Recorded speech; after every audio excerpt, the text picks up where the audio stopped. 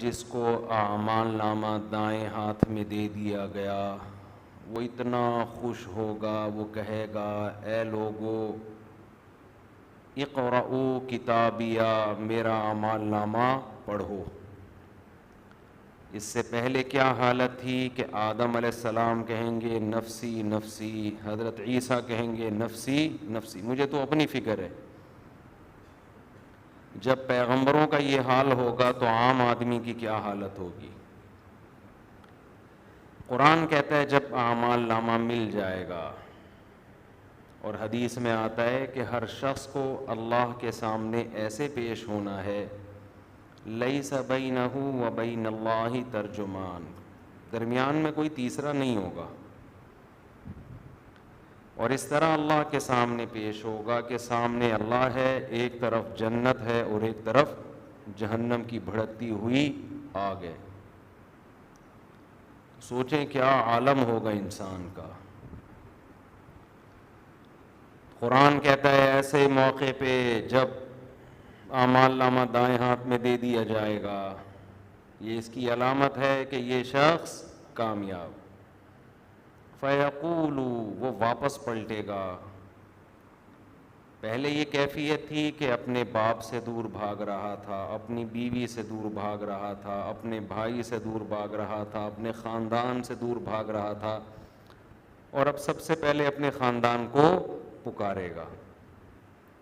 اقرؤ کتابیہ، میرا اعمال نامہ پڑھو۔ انی ظننت، مجھے یقین تھا، انی ملاق حسابیہ، کہ میری اپنے حساب سے ملاقات ہونے والی ہے۔ میرا یہ نظریہ نہیں تھا کہ ہم جو کچھ کریں مر کے سب ختم ہو جائے گا۔ یہ بے وقوف اور احمق لوگوں کا نظریہ ہے کہ انسان 100 انسانوں کو قتل کر کے جائے تو بھی کوئی رزلٹ نہیں، 100 انسانوں کا پیٹ بھر کے جائے تو بھی کوئی رزلٹ نہیں ہے، ایویں ہی بنا کے بنانے والے نے چھوڑ دیا۔ یہ احمقوں اور بے وقوفوں کا نظریہ ہے، مادہ پرستوں کا۔ یعلمون ظاہرا من الحیات الدنیا، جو اس دنیا کے ظاہر سے دھوکہ کھاتے ہیں، اس دنیا کے ظاہر سے دھوکہ کھا جاتے ہیں۔ آج بہت سارے آپ کو پڑھے لکھے لوگ نظر آئیں گے جو اس دنیا کے ظاہر سے دھوکہ کھاتے ہیں۔ لوگ گائیڈنس لیتے ہیں یا تو مذہب سے، اور آج کل گائیڈنس لے رہے ہیں، مذہب کو جب نکال دیا تو موٹیویشنل اسپیکر سے گائیڈنس لے رہے ہیں۔ انسان کو کاؤنسلنگ کی ضرورت ہوتی ہے، گائیڈنس کی ضرورت ہوتی ہے، تو وہ کہتا ہے یار جو مجھ سے زیادہ پڑھا لکھا ہے میں اس کو فالو کروں، اس سے سمجھوں مجھے کیا کرنا چاہیے۔ تو اب علماء کو تو لوگ سنتے نہیں ہیں، جو دنیا پرست لوگ ہیں کہتے ہیں انہیں کیا پتہ، یہ پڑھے لکھے تو ہیں نہیں، بہت سوں کو انگلش نہیں آتی، بہت سوں کو سائنس کا پتہ نہیں ہے، ان سے نیوٹن کا پہلا قانون پوچھ لو وہ نہیں پتہ ہوگا، دوسرا لا پوچھ لو وہ نہیں پتہ ہوگا، بہت سوں کو تو نیوٹن کا ہی نہیں پتہ۔ یہ کیا ہمیں گائیڈ کریں گے؟ جاہل، اجڑ، گنوار۔ ان کو ربنا آتنا فی الدنیا حسنۃ وفی الآخرۃ حسنہ، یہ دعا یاد ہے۔ اس کا سائنس سے کوئی تعلق ہے؟ بولو۔ ان کو بہت زیادہ رب اغفر وارحم وانت خیر الراحمین یہ آتی ہے، ان کو سورہ فاتحہ یاد ہے۔ تو یہ پڑھے لکھے نہیں ہیں، یہ کون لوگ ہیں؟ جاہل۔ یہ ہمیں کیا سمجھائیں گے کیسے لائف گزارنی ہے؟ ہمیں سمجھانے کے لیے ضروری ہے کہ جو سمجھانے والا ہو سب سے پہلے اس کو انگلش، اس کو تاکہ دنیا کا پتہ ہو، دنیا کا پتہ ہو، پھر ہم ان سے سیکھیں گے۔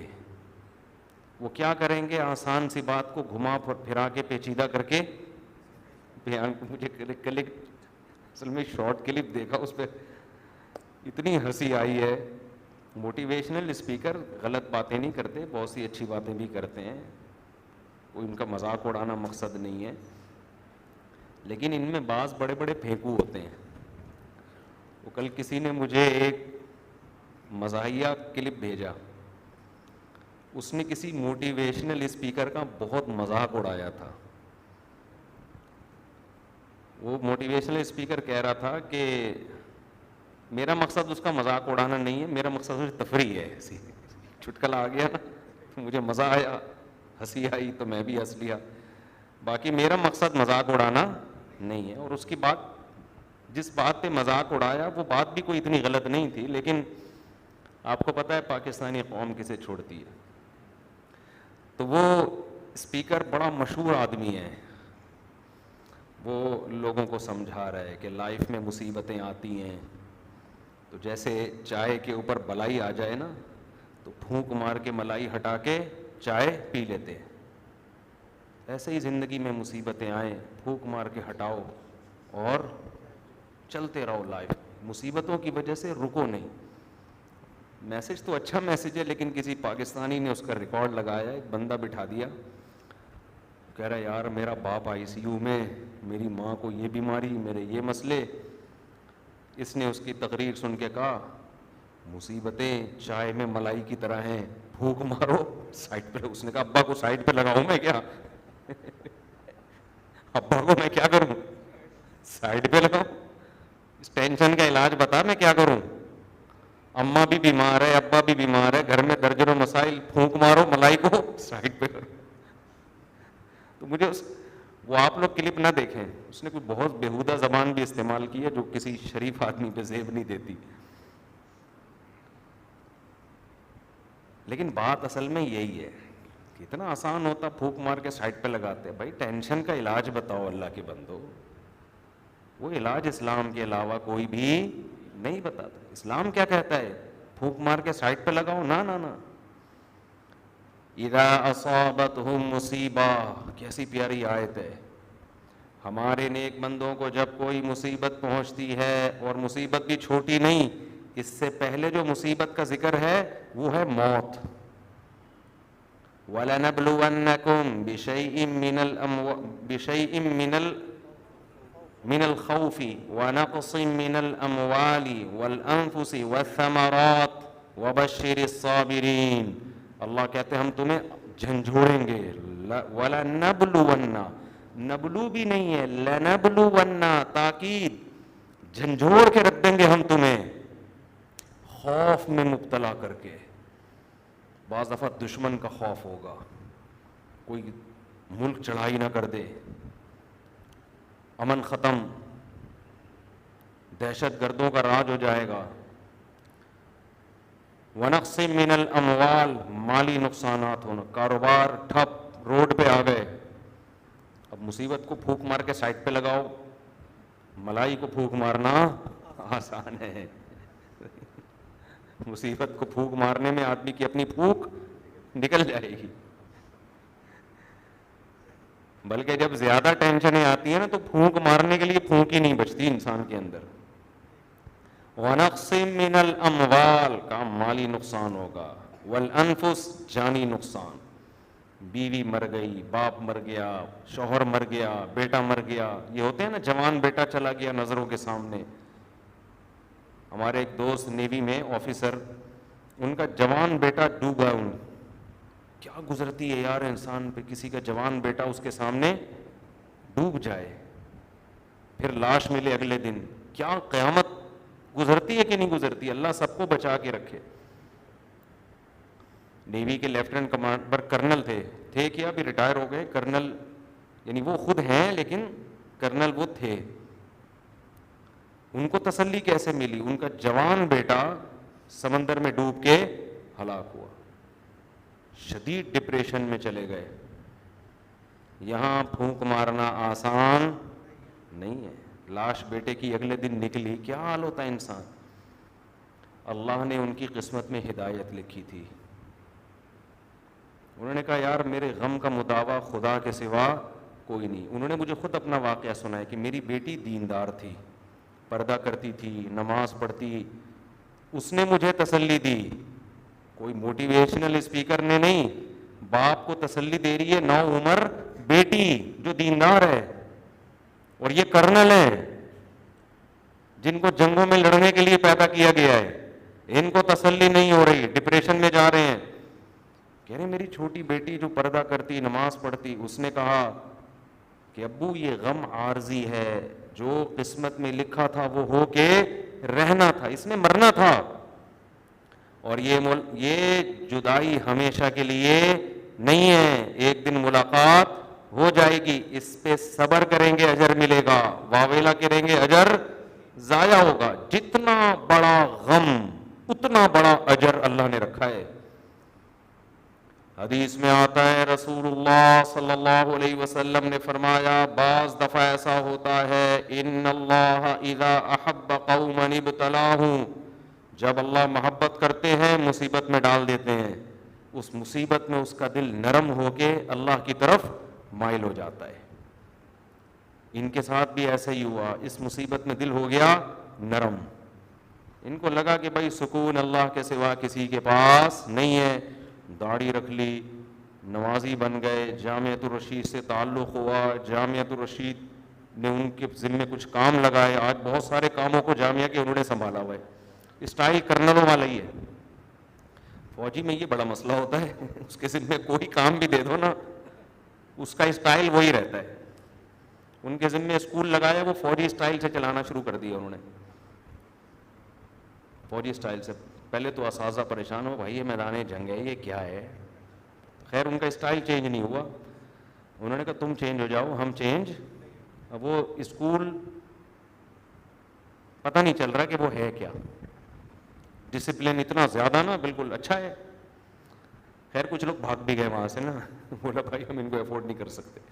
خیر تو کیا ہے، اس غم میں ایسا نہیں تھا کہ پھونک مار کے سائڈ پہ ہو لیے. بیٹی نے تسلی دی، وہ خود مجھے انہوں نے اپنا واقعہ بھرے مجمع میں سنایا لوگوں کو، مجھے بھی، میری تو دوستی ہے، مجمع میں بھی سنایا کہ یار میری بچی کی وجہ سے آج میری اتنی بڑی داڑھی ہے، آج میں نماز پڑھتا ہوں، مجھے سکون ہے زندگی میں.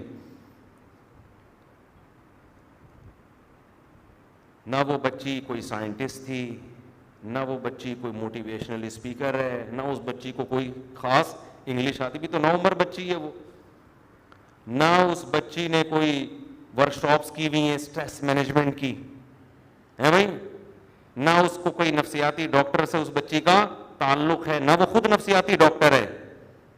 جو کام بڑے بڑے نفسیاتی ڈاکٹر سائیکالوجسٹ نہیں کر سکے، وہ کام ایک 9 عمر بچی نے کر دکھایا. کیا تسلی؟ ایک ہی جملہ، بھائی ہم آخرت کے لیے بنے ہیں، ہم دنیا کے لیے ہے ہی نہیں، ہے ہی نہیں ہم دنیا. تو نبی نے کیا فرمایا؟ اللہ ہم سب کو مصیبتوں سے بچائے، دعا یہی مانگنی چاہیے. نبی نے فرمایا ایک شخص قیامت کے دن اس کا ترازو نیکیوں سے بھرا ہوا ہوگا، اتنا وزن ہوگا، وہ کہے گا کہ نہ میں تہجد گزار تھا، نہ میں نے کوئی بہت صدقے خیرات کیے، تو میں اتنا اچھا کیوں میرے نمبر اتنے اچھے کیوں آئے ہیں؟ بعض دفعہ یہ ہوتا ہے نا، پیپر میں آپ جھک مار کے آئے ہوتے ہو، پاس ہو جاتے ہو 100 نمبروں سے. کراچی میں تو الحمدللہ ایسا ہی ہوتا ہے، جھک ماری ہوتی ہے نمبر بالش کے حساب سے. اور یہ سچا واقعہ بتا رہا ہوں، اب جس نے مجھے بتایا اس نے جھوٹ بولا ہو تو ایک الگ بات ہے. مجھے ایک شخص نے خود بتایا، کراچی میں پیپر دینے کے لیے گیا تو کسی 2-3 مشہور شخصیتوں پہ مضمون تھا کہ کسی مشہور شخصیت پہ آپ ایسے لکھیں، مضمون لکھیں، کوئی تاریخی شخصیت. کہہ رہے ہیں مجھے پتہ ہی کچھ نہیں تھا، میں نے اپنے والد جن کا نام تمیز الدین تھا، کہہ رہے ہیں میں نے لکھا مولانا تمیز الدین رحمۃ اللہ علیہ، اور پھینکنا شروع کر دی. سن فلاں میں پیدا ہوئے، پھر یہ کیا، پھر یوں کیا، پھر انڈیا سے ہجرت کر کے پھر ملک کے لیے. اتنے لمبے 2 صفحے اپنے سارے ابا پہ چھاپ دیے. کہہ رہے پورے نمبر ملے مجھے، اس لیے کہ جو ان پرچے چیک کرنے والا تھا وہ ان سے بھی بڑا فارغ تھا. اس نے کہا یار شاید کوئی بزرگ، ہمیں نہیں پتا بھائی. اتنے کانفیڈنس کے ساتھ مولانا تمیز الدین رحمۃ اللہ علیہ، یہ تو مولانا، میں نے کہا، اس نے کہا مولوی تمیز الدین، اس طرح کیا اس نے.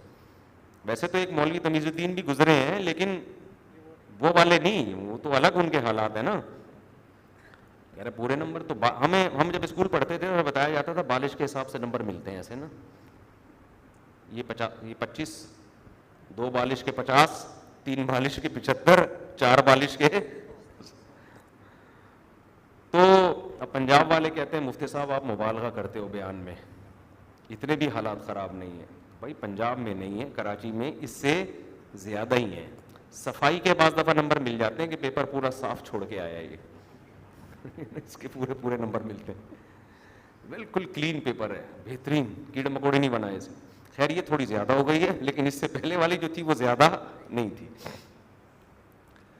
تو جیسے یہاں جب نمبر نہیں ہوتے اور ہم کہتے ہیں یار میرے نمبر کیسے ہو گئے, تو یہ ایگزامینر کی غلطی ہوتی ہے, بائی مسٹیک ایسا ہو جاتا ہے کہ اس کے نمبر ادھر لگا دیے, ادھر کے ادھر کر دیے, ہو سکتا ہے. یہی حال ہوگا ایک شخص کا, قیامت میں دیکھے گا یار میرا ترازو اتنا وزنی جبکہ میرے اعمال کوئی خاص تھے نہیں, یہ کیسے ہو گیا؟ کہیں فرشتوں سے مسٹیک تو نہیں ہو گئی ہے, کہیں گڑبڑ تو نہیں ہو گئی ہے. وہ حیرانگی سے پوچھے گا تو اللہ اسے کہے گا تجھے فلاں وقت میں فلاں مصیبت پہنچی تھی, تو نے واویلا نہیں کیا, تو نے صبر کیا یہ سوچ کے کہ یہ کس کی طرف سے ہے, اللہ کی طرف سے. پھر تجھے فلاں مصیبت پہنچی, پھر یہ ساری مصیبتیں بہت وزنی. دیکھو نیکی کا ویٹ ویلیو رکھتا ہے, نیکی کی کوانٹٹی ویلیو نہیں رکھتی. ویٹ ایک نیکی ہوتی ہے, ویٹ بہت ہوتا ہے. تو تیری زندگی میں غم آئے اور تو اس پہ صبر کرتا رہا, یہ سارے غم میں نے ترازو میں کے پلڑے میں رکھ دیے. ٹھیک ہے نہ کوئی بہت تہجد نہ صدقہ خیرات, تجھے جو میں نے اتنی ٹینشنیں دی ہیں اس لیے تھوڑی کہ وہاں بھی ٹینشن اور یہاں بھی ٹینشن. وہاں ٹینشن اس لیے کہ یہاں ٹینشن نہیں ہو, صبر کیا تو نے. ہاں جو صبر نہیں کرتا تو یہاں بھی ٹینشن اور وہاں بھی ٹینشن. بعض ماضی میں بزرگان دین ایسے گزرے ہیں کہ وہ مصیبت میں ہنس پڑتے تھے, ان پہ ایسی کیفیات کا غلبہ ہو گیا کہ اس پہ اجر ملے گا نا, تو بجائے ٹینشن کے یہ غیر اختیاری بعض لوگوں کی کیفیات ہوتی ہیں کہ وہ مصیبت میں ہنس پڑتے تھے کہ اس پہ اجر کتنا ملے گا. اگرچہ یہ نیچرل نہیں ہے, لیکن کچھ لوگ ایسے ہوتے ہیں جن کے ساتھ عام لوگوں سے ہٹ کے معاملات ہوتے ہیں.